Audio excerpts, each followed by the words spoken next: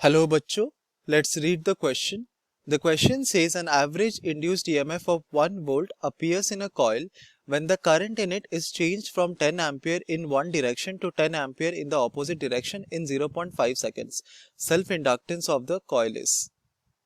तो इस क्वेश्चन को सॉल्व करने के लिए हम जो की कॉन्सेप्ट यूज करेंगे वो होगा हमारा, पहले तो हम अंडरस्टैंड करेंगे कि एक कंडक्टर का जो सेल्फ इंडक्टेंस होता है, ये जो प्रॉपर्टी होता है उसको पहले हम एक्सप्लेन करेंगे और फिर हम सेल्फ इंडक्टेंस का फॉर्मूला यूज करेंगे। L इज इक्वल टू, ये होता है L इज इक्वल टू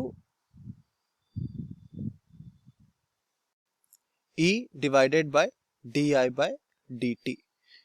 यहाँ पर स्मॉल e है हमारा इंड्यूस्ड EMF, तो हम यहाँ पर ही मेंशन कर सकते हैं, और DI बाय DT तो जैसे हमारा ये रिप्रेजेंट करता है rate of change of current.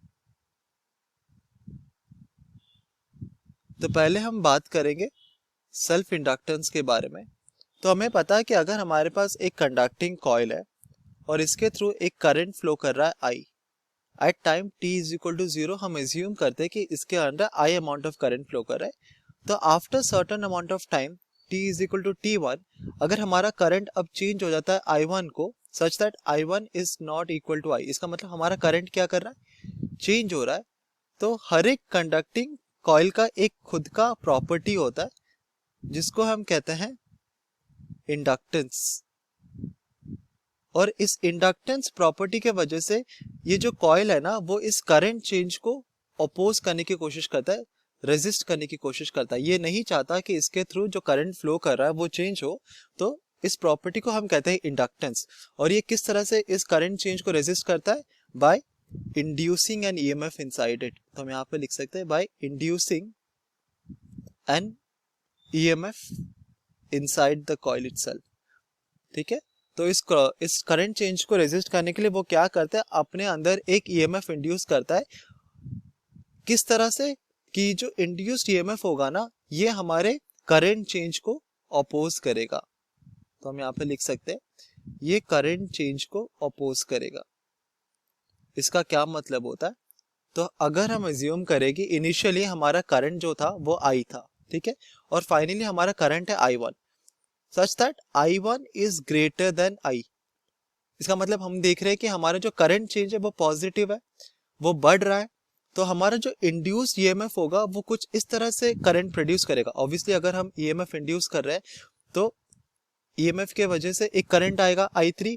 ये I3 कुछ इस तरह से, I3 का जो वैल्यू होगा वो कुछ इस तरह से होगा कि ये हमारा जो I1 करंट अभी चेंज हो गया ना, तो अभी देखो T1 टाइम पे हमारा जो करंट था वो I1 था, ठीक है, तो इसको हम एक्चुअली I2 ले सकते हैं फिर, और हमारा इनिशियल करंट कितना था, I था।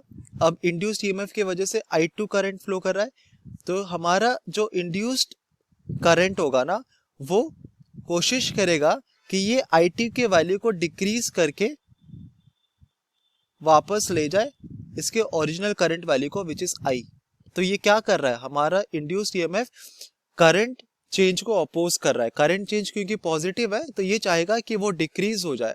अगर ये नेगेटिव होता तो नेगेटिव होने का मतलब अगर हमारा इनिशियल करंट से करंट चेंज होके कम हो रहा है देन ये क्या करेगा, इंड्यूस्ड EMF उसको इंक्रीज करने की कोशिश करेगा। वो हमेशा अपोज करता है टू द करंट चेंज, ठीक है। और अगर ये जो EMF इंड्यूस्ड है अगर वो सेम कॉइल के अंदर हो देन उसको हम बोलते हैं सेल्फ इंडक्टेंस, अगर दूसरे कॉइल के अंदर हो देन उसको हम बोलते हैं म्यूचुअल इंडक्टेंस। तो क्वेश्चन में हम सेल्फ इंडक्टेंस की बात कर रहे हैं। इसमें कहा गया है कि हमारा जो एवरेज इंड्यूस्ड EMF है दैट इज E एवरेज, उसका वैल्यू हमें प्रोवाइड किया गया है that is equal to 1 volt, और हमें कहा गया है कि t is equal to 0.5 seconds में हमारा करंट चेंज होता है। तो अगर हमारा इनिशियल करंट है इक्वल टू 10 एम्पियर देन हमारा फाइनल करंट हमको प्रोवाइड किया गया है to be equal to minus of 10 ampere, क्योंकि सेम मैग्नीट्यूड है बट इसका डायरेक्शन अभी ऑपोजिट हो गया। सो हमें फाइंड आउट करना है कि सेल्फ इंडक्टेंस का वैल्यू कितना होगा। तो L is equal to E divided by DI by DT।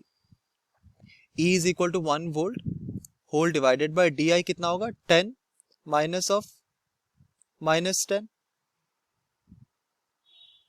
और t हमको दिया गया इक्वल टू 0.5 सेकेंड्स।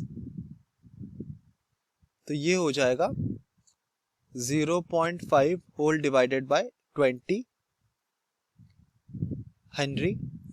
और अगर इसको हम कैलकुलेट करेंगे तो ये हो जाएगा 1/2, so it's 1/40, so 0, so this is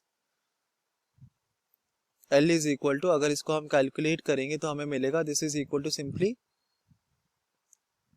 5/200, तो ये हो जाएगा 1/40 henry which is equal to 25 millihenry. तो ये हो जाएगा हमारा गिवन कॉइल का सेल्फ इंडक्टेंस का value which is 25 millihenry. Option A हमारा करेक्ट ऑप्शन है for the given question. Hope you understood it well. Best of luck.